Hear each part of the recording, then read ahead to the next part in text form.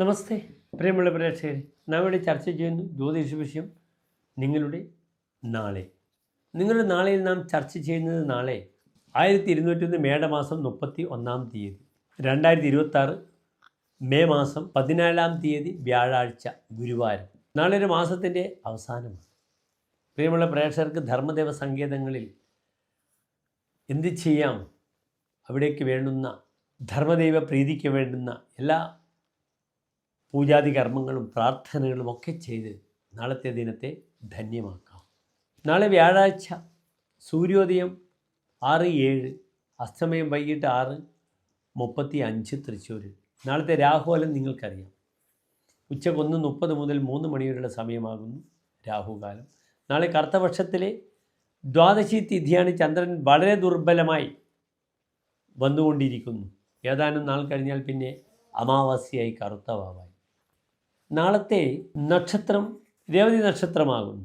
രേവതി ഒരു ശുഭനക്ഷത്രമാണ്, പക്ഷേ വാങ്ങാനും കൊടുക്കാനും പറ്റാത്ത നക്ഷത്രമാണ് രേവതി നക്ഷത്രം. അങ്ങനെയുള്ള 6 നക്ഷത്രങ്ങളുണ്ട്.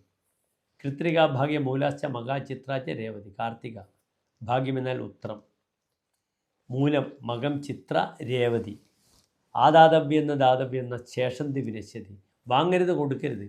അങ്ങനെയാണെങ്കിൽ അതിൻ്റെ ബാക്കി പോലും നശിച്ചു പോകുമെന്ന് പറയപ്പെടുന്നു. അതിനാൽ നാളത്തെ ദിനം വാങ്ങൽ കൊടുക്കൽ പ്രക്രിയകൾക്ക് അനുകൂലമായ ദിവസമല്ല, വ്യാഴാഴ്ചയാണ്. മറ്റെല്ലാ കാര്യങ്ങൾക്കും രേവതി നക്ഷത്രം വളരെ ശുഭമാണെന്നറിയുക. നാളെ എൻ്റെ പ്രിയപ്പെട്ട പ്രേക്ഷകർക്ക് വ്യാഴാഴ്ചയും രേവതി നക്ഷത്രവും ആകയാൽ നക്ഷത്രാധിപനായ ഗ്രഹം ബുധനാണ്. ബുധനെക്കൊണ്ട് ദശാവതാരങ്ങളെ ചിന്തിക്കാം.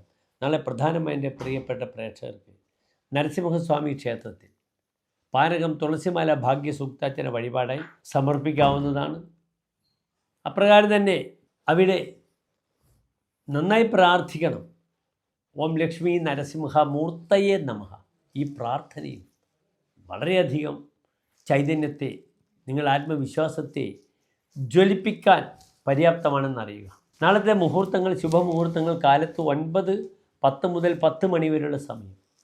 അപ്രകാരം ഉച്ചയ്ക്ക് 1:10 മുതൽ 1:30 വരെയുള്ള സമയവും ശുഭകാര്യങ്ങൾക്ക് എൻ്റെ പ്രിയപ്പെട്ട പ്രേക്ഷകർക്ക് സമയം കണ്ടെത്താവുന്നതാണ്. എല്ലാ പ്രിയപ്പെട്ട പ്രേക്ഷകർക്കും ശോഭനമായ നല്ലൊരു ദിനത്തെ പ്രാർത്ഥിക്കുന്നു. നന്ദി, നമസ്തേ.